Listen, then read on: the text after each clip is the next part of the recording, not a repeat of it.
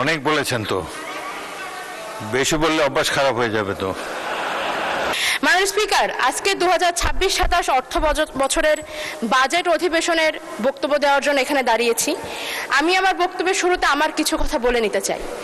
আমি ঢাকা বিশ্ববিদ্যালয় থেকে অনার্স মাস্টার ডিগ্রি শেষ করেছি।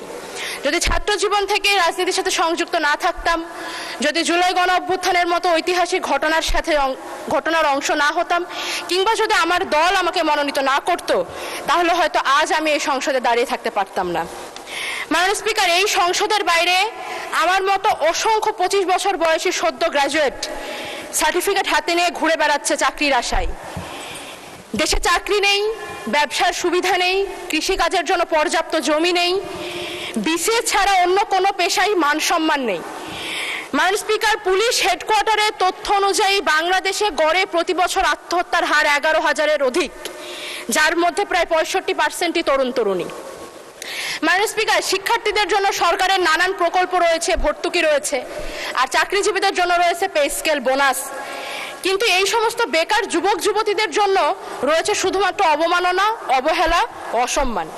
এমনকি যে বাজেটকে বলা হচ্ছে স্বপ্ন দেখার বাজেট, যে বাজেটের দর্শন নাকি সবার আগে বাংলাদেশ, এই বাজেটেও এই অবহেলিত গোষ্ঠীর জন্য নেই কোনো সুস্পষ্ট রূপরেখা। মাননীয় স্পিকার, এই সংসদে আমি কার প্রতিনিধিত্ব করি?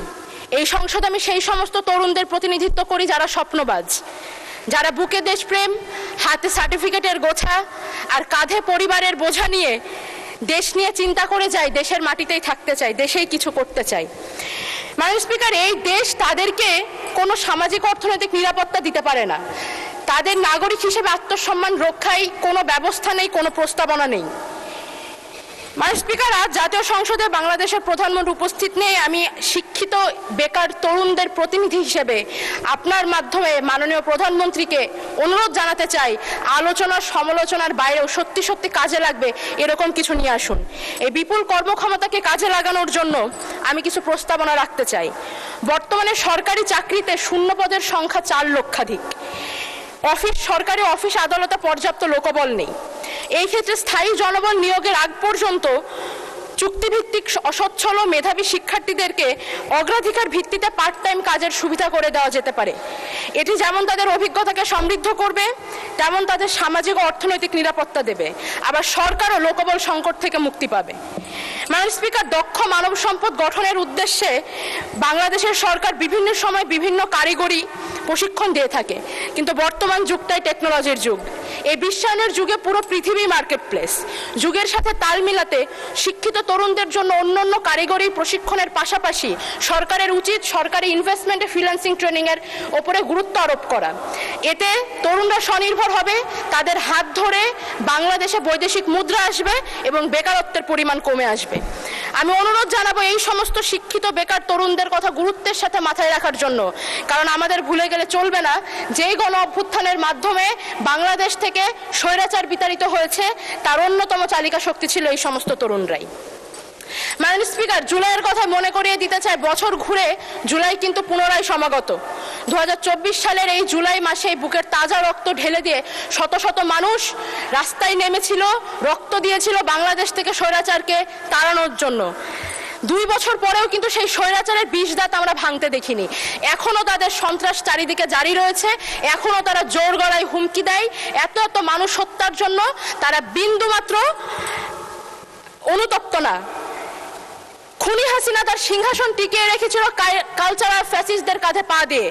মাননীয় স্পিকার, এই সমস্ত কালচারাল ফ্যাসিস্টদের মোকাবেলা করার জন্য আমাদেরকে নিজস্ব দেশীয় কালচার এবং ইতিহাস ঐতিহ্যকে রক্ষা করতে হবে। আমরা হাসিনার আমলে দেখেছি মহান মুক্তিযুদ্ধ থেকে শুরু করে সংস্কৃতির প্রতিটি অঙ্গন তারা দখল করে নিয়েছিল। আমরা কিন্তু সেই পরিমাণ এফোর্টটা দিচ্ছি না। মাননীয় স্পিকার,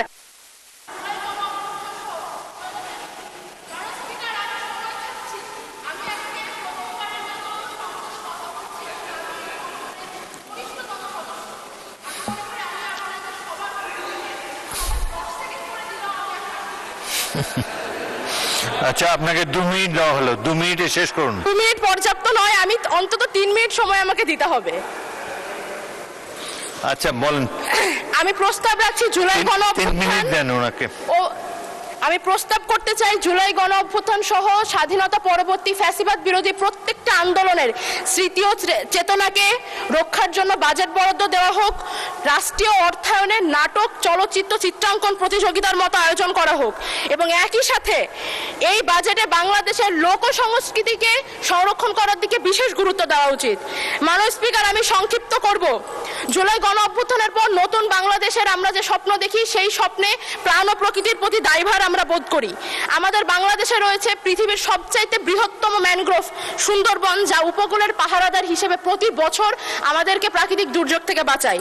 আমি প্রস্তাব করতে চাই সুন্দরবন সহ বাংলাদেশের প্রধান 3টি বনাঞ্চলের বিরল প্রজাতির বন্যপ্রাণীদের রক্ষার জন্য যেন বন অধিদপ্তরের বাজেট বৃদ্ধি করা হয়। একই সাথে জানিয়ে রাখি, সুন্দরবন সুরক্ষা প্রকল্প এবং বাঘ সংরক্ষণ প্রকল্প দুটি এই বছরই শেষ হচ্ছে। পুনরায় সকল বন্য পশুদের রক্ষার জন্য একটি যেন সুন্দর প্রকল্প নেওয়া হয় এবং প্রাণ ও বৈচিত্র্য গবেষণার দিকে বিশেষ গুরুত্ব দেওয়া হয়। মাননীয় স্পিকার, প্রাণ ও প্রকৃতির রক্ষার পাশাপাশি আমাদের দূষণমুক্ত স্বনির্ভর বাংলাদেশ প্রয়োজন। স্বনির্ভরতার লক্ষ্যে চালিত বাংলাদেশের শিল্পোৎপাদন সহ অন্যান্য সকল অর্থনৈতিক কর্মকাণ্ডের প্রধান চালিকা শক্তি হচ্ছে নিরবিচ্ছিন্ন বিদ্যুৎ। বাংলাদেশের বিদ্যুৎ উৎপাদন বাংলাদেশের গ্যাসের মজুদের উপরে নির্ভরশীল অনেকাংশেই। বাংলাদেশে গ্যাসের মজুদ দিনকে দিন কমে আসছে এবং আমরা মার্কিন ইরান যুদ্ধের সময় দেখেছি জ্বালানি খাতে আমদানি নির্ভর হওয়াটা কতটা বিপজ্জনক। 2026-27 অর্থ বছরের জন্য নির্দিষ্ট করে কোনো নবায়নযোগ্য জ্বালানির সুস্পষ্ট রূপরেখা আমি পাইনি। 2030-2050-এর দুটি লক্ষ্যমাত্রার পরিকল্পনা আমি দেখেছি, কিন্তু এই বছরের জন্য আমি প্রস্তাব করতে চাই বাংলাদেশের প্রত্যন্ত অঞ্চলের আর্থিকভাবে অসচ্ছল পরিবারগুলোতে রুফটপ সোলার প্যানেল বিতরণ কিংবা ভর্তুকি মূল্যে বিক্রয়ের ব্যবস্থা করা যেতে পারে। এছাড়া উপজেলা ইউনিয়ন পর্যায়ের সরকারি অফিস আদালতগুলোতে সোলার বিদ্যুৎ ব্যবহারের মাধ্যমে জাতীয় গ্রিডের উপরে চাপ কমবে। মাননীয় স্পিকার, আমি আমার সর্বশেষ মিনিটটি ব্যবহার করতে চাই আবার নির্বাচনী আসনের দুটো কথা বলে। আমি সীমান্তবর্তী এলাকায় জন্মগ্রহণ করেছি মাননীয় স্পিকার। আমি কুষ্টিয়া জেলার দৌলতপুর উপজেলার মেয়ে। আমার উপজেলাতে আমার নির্বাচিত সংসদ সদস্য রয়েছেন, কিন্তু আমি যে দাবিটি করতে চাই সেটি আমাদের দৌলতপুরবাসীর প্রাণের দাবি। দৌলতপুরের সীমান্তবর্তী এলাকা প্রাগপুর এবং ওই পাশের শিকারপুর, এই স্থলবন্দরটি গত 1 যুগ ধরে আমরা চেয়ে আসছি। প্রাগপুর থেকে কলকাতার দূরত্ব মাত্র 120 কিলোমিটার এবং জাতীয় মহাসড়ক বাংলাদেশ মাত্র 20 কিলোমিটার দূরে। এখানে স্থলবন্দর প্রকল্পটি গত 1 যুগ ধরে আটকে আছে। এই প্রকল্প বাস্তবায়ন করতে সরকারের খুব বেশি অর্থ বরাদ্দের প্রয়োজন নেই। মাননীয় স্পিকার, আমি অনুরোধ করছি পদ্মা নদীর ভাঙনে ক্রমাগত ভাঙনে নিঃস্ব হয়ে যাওয়া একটি বৃহত্তর জাতির কথা চিন্তা করে আমাদের জন্য স্থলবন্দরটি দেওয়া হোক মাননীয় স্পিকার। একই সাথে আমার উপজেলার সম্মানিত সাংসদ এর আগেও